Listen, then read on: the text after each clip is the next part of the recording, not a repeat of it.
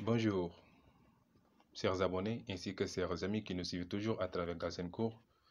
Galsen Cours est tout simplement une chaîne qui répond aux besoins de l'éducation.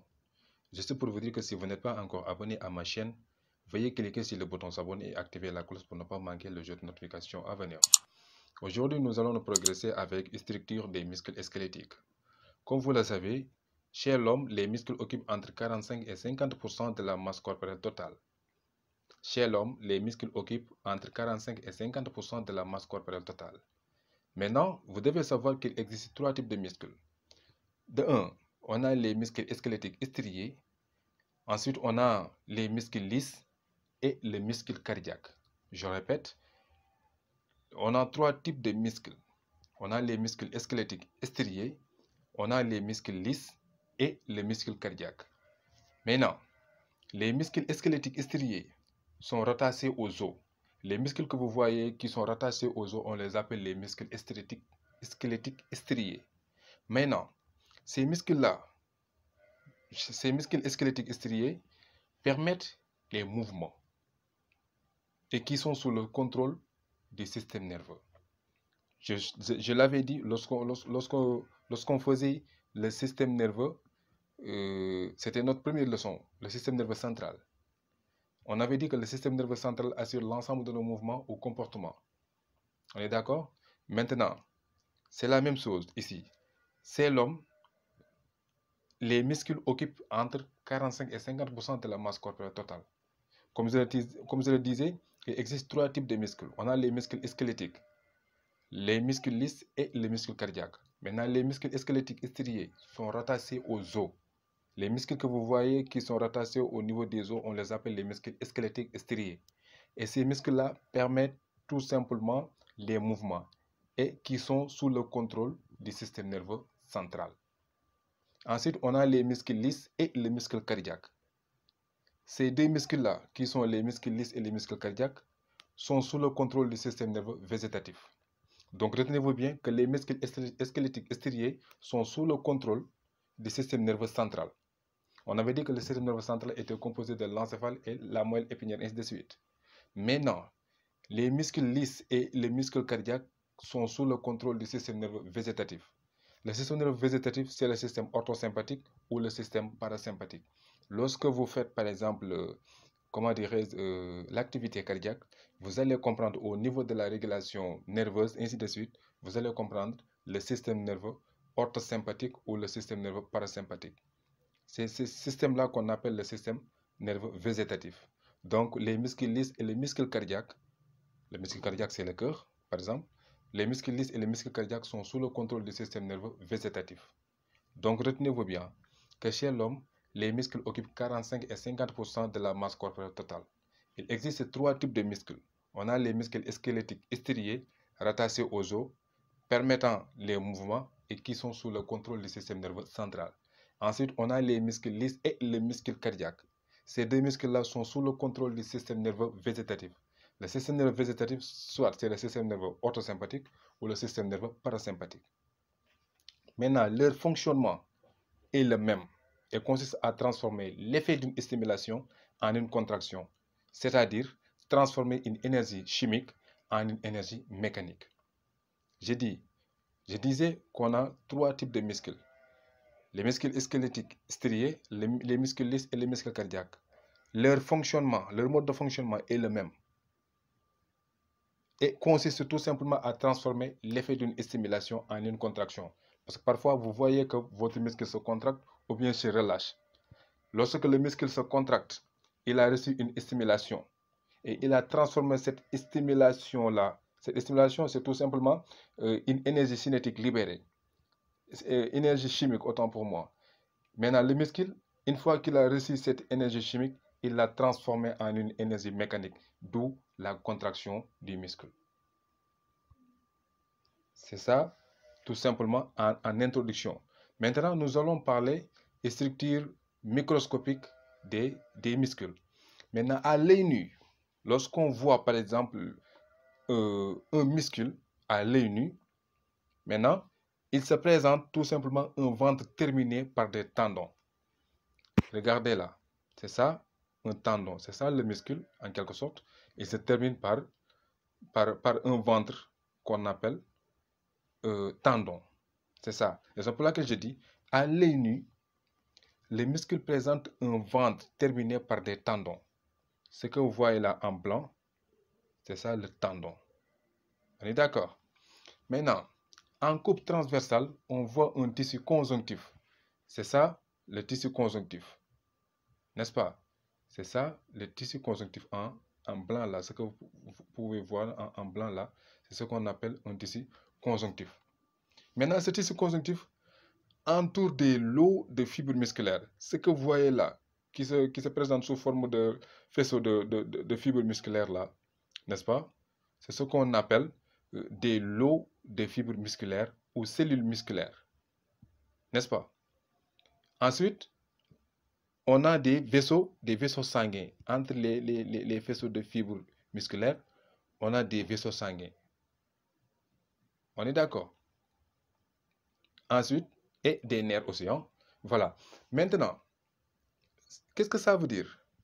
C'est ça le muscle.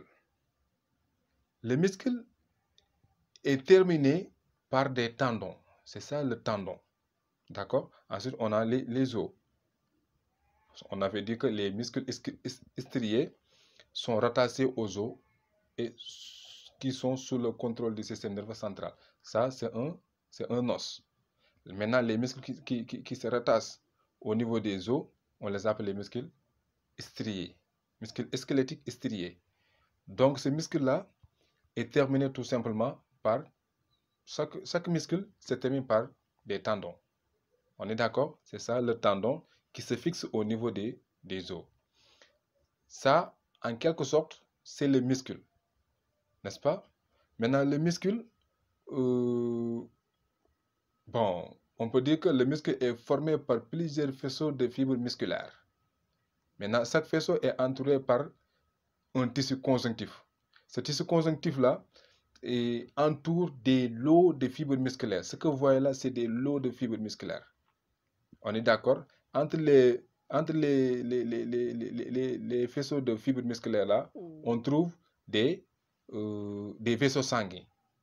Ce que vous voyez là, je vais essayer de zoomer un peu.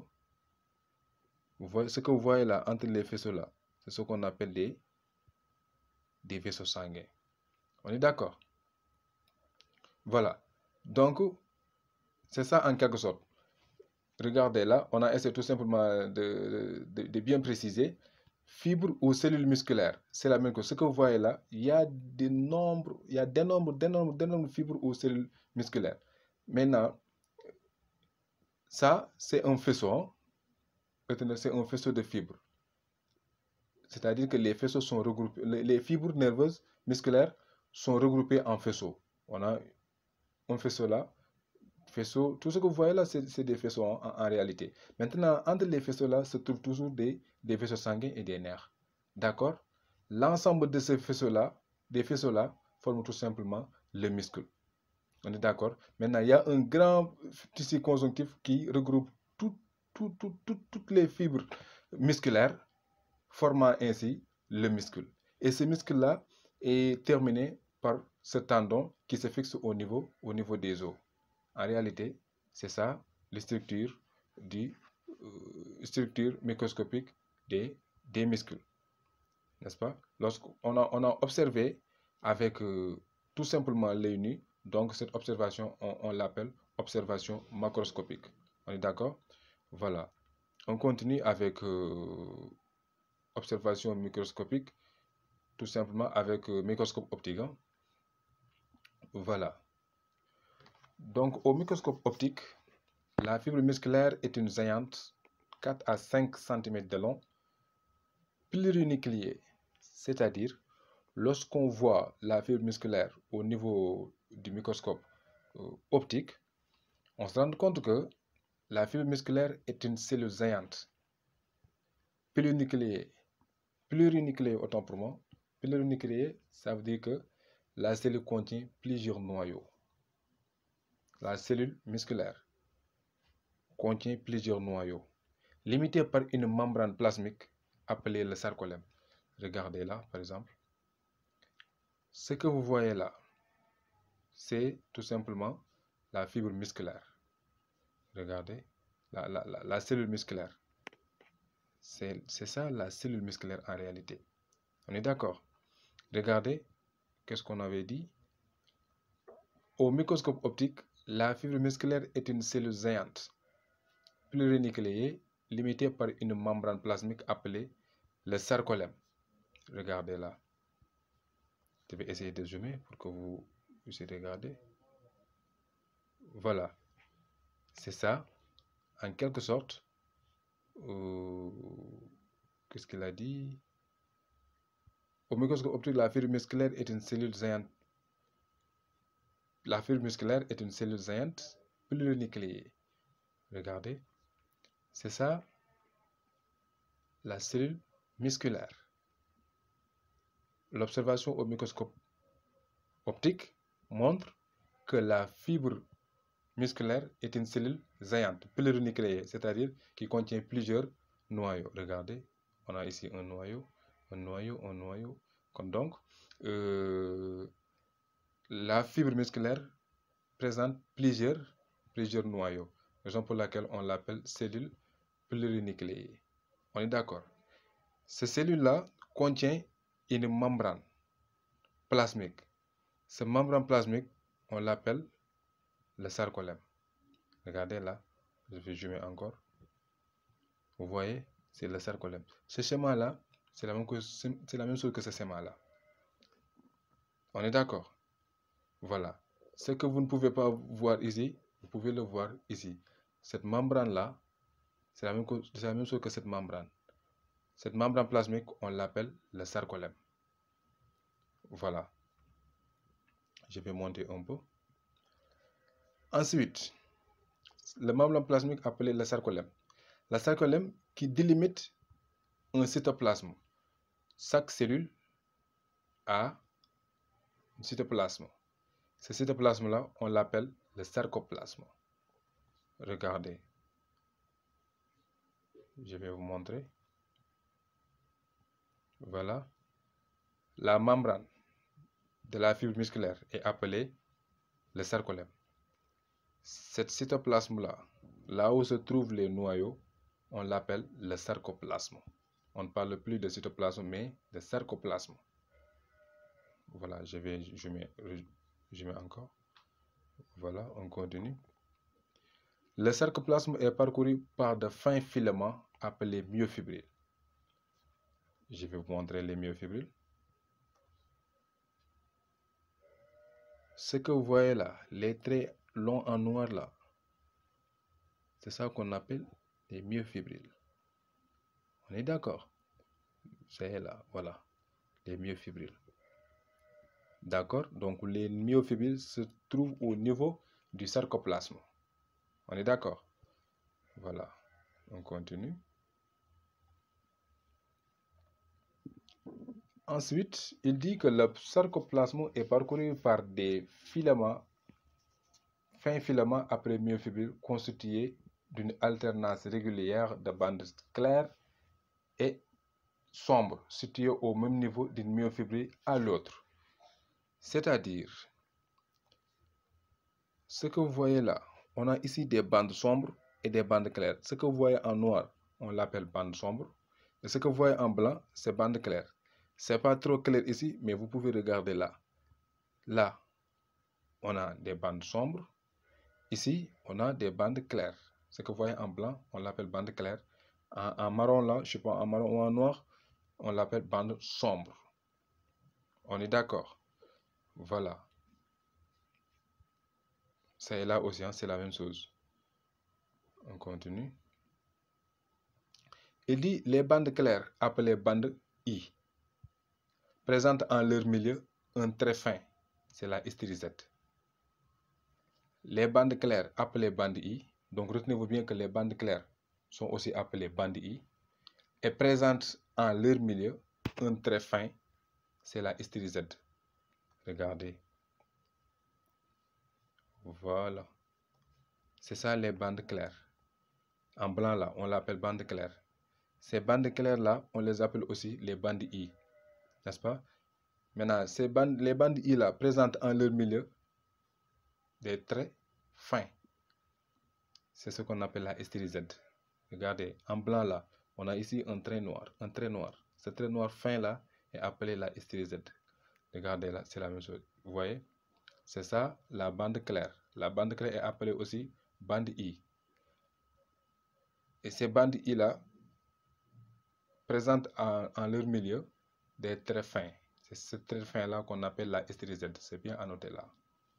Ce sément là, c'est la même chose. C'est la même chose que ce sément là et c'est la même chose que ce sément. Donc, les bandes claires présentent en leur milieu des fins traits, des traits fins appelés la strie Z. C'est là aussi. Voilà, c'est la même chose, n'est-ce pas? C'est là, voilà. C'est beaucoup plus clair ici que au niveau de ce sément. Voilà, on continue. Donc, retenez-vous bien que les bandes claires sont aussi appelées bandes I. Les traits fins du moins, qui se trouvent au milieu des bandes claires sont appelés stries Z. C'est là. Voilà. On continue.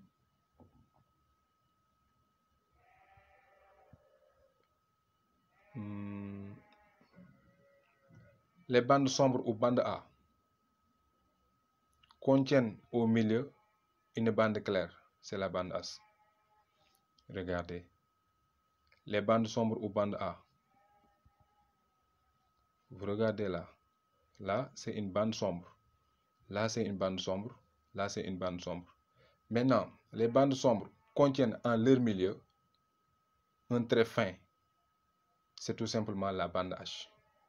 Donc, au niveau des bandes sombres, chaque bande sombre présente en leur milieu une bande H.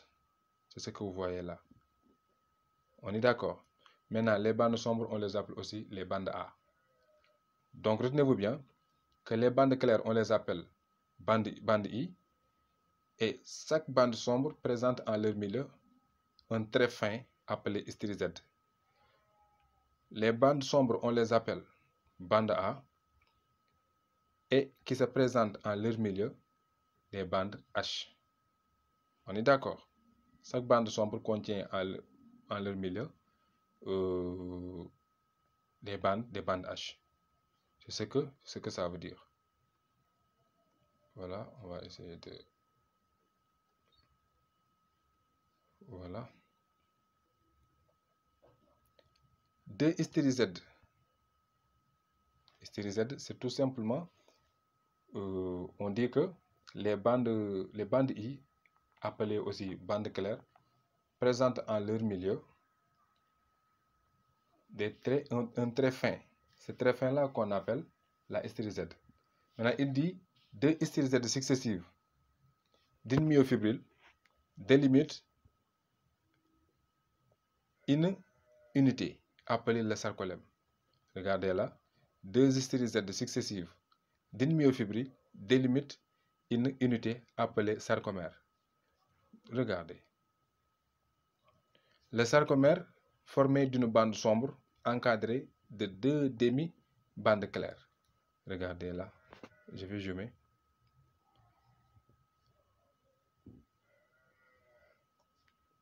Voilà, c'est beaucoup plus léger. C'est ça, le sarcomère. Qu'est-ce que forme le sarcomère? Le sarcomère est formé par une bande sombre délimitée par deux stries Z. Donc, le sarcomère est formé d'un bande sombre encadré par deux stries Z. C'est ce que ça veut dire.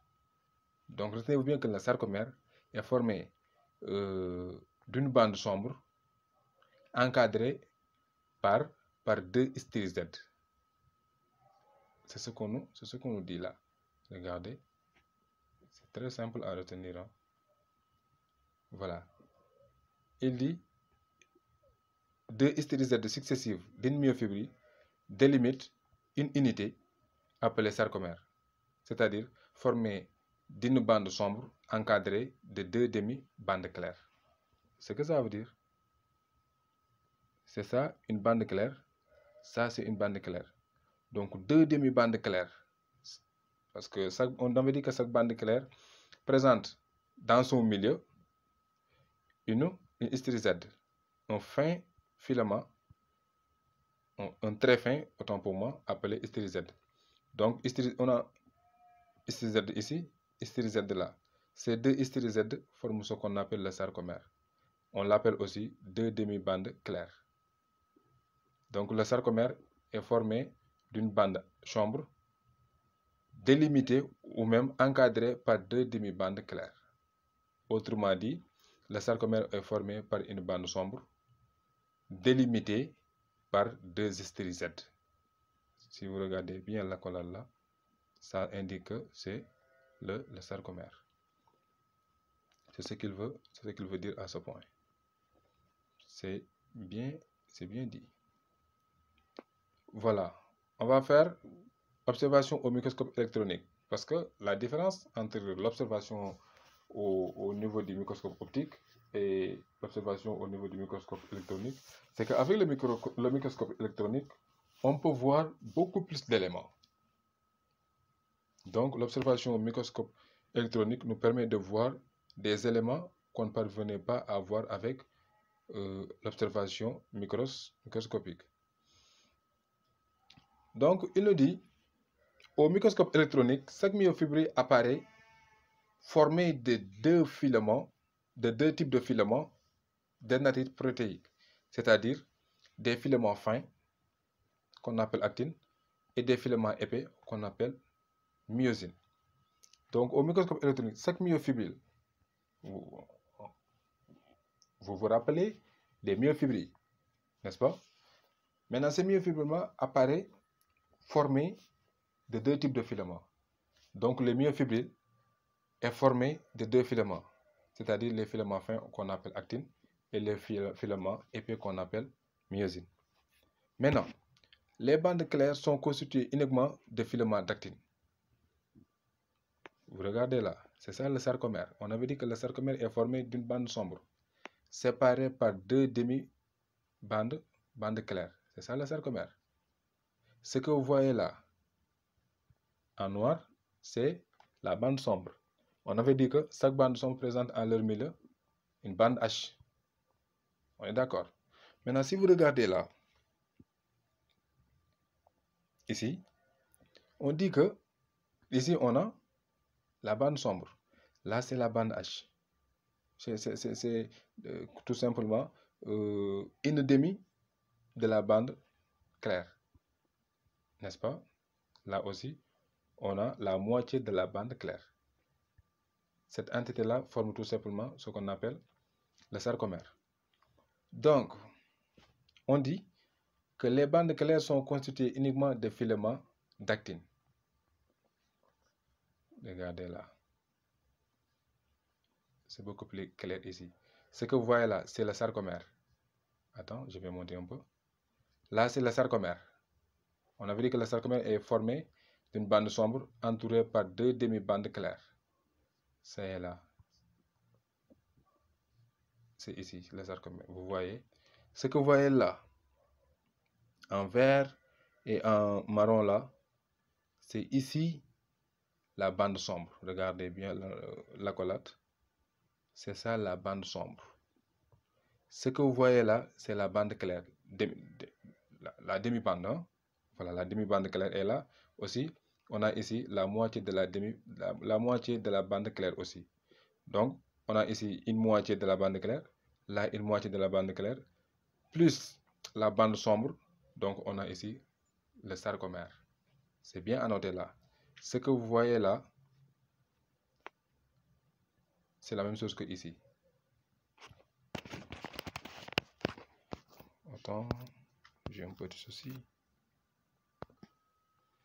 D'accord. Voilà, en quelque sorte, c'est ça le sarcomère. Le sarcomère, on avait dit que le sarcomère est formé d'une bande sombre encadrée par deux demi-bandes claires. Pourquoi on a la bande sombre? Parce que la bande sombre est formée de filaments d'actine et de myosine. C'est pourquoi, ici, regardez bien, c'est ça la bande sombre. En vert, c'est la myosine. Et ça, en marron, c'est l'actine. Donc la bande sombre est formée uniquement de la myosine et d'actine. Je ne sais pas si vous comprenez ou pas. La bande sombre est constituée de filaments d'actine, c'est là, et de myosine qui est là en vert. C'est pourquoi on a ici la bande sombre qui est un peu noire, voilà, d'où son nom, bande sombre. D'accord?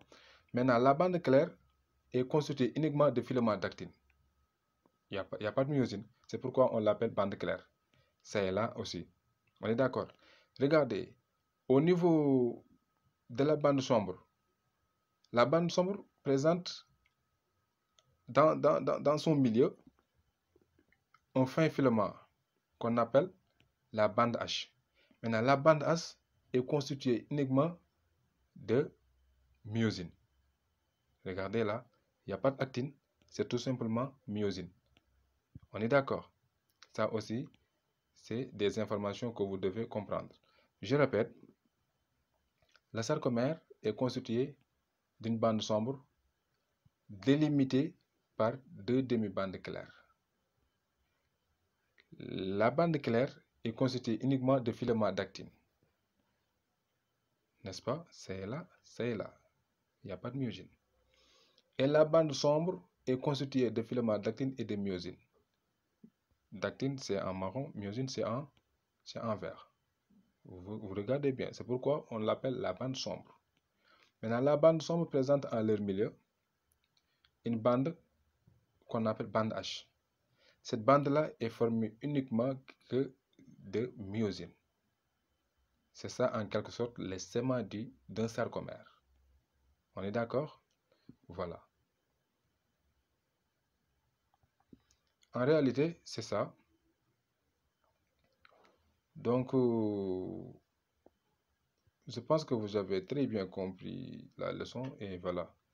Si vous n'avez pas compris, vous pouvez me dire en commentaire ce qui vous pose problème. Comme ça, je vous expliquerai encore à nouveau pour que vous puissiez comprendre. Voilà. Si vous n'êtes pas encore abonné à ma chaîne, veuillez cliquer sur le bouton s'abonner et activer la cloche pour ne pas manquer les autres notifications.